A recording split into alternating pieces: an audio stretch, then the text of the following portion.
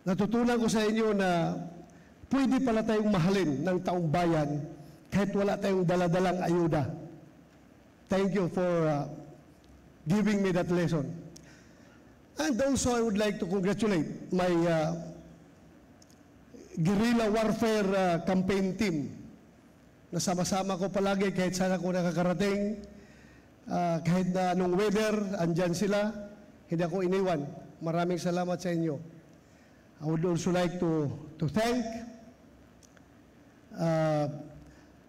yung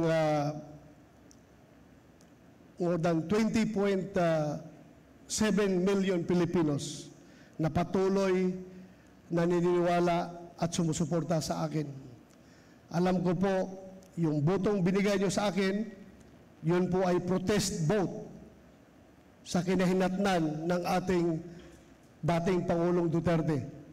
Kaya nasaan ka man ngayon, President Duterte, sir, I dedicate this victory to you.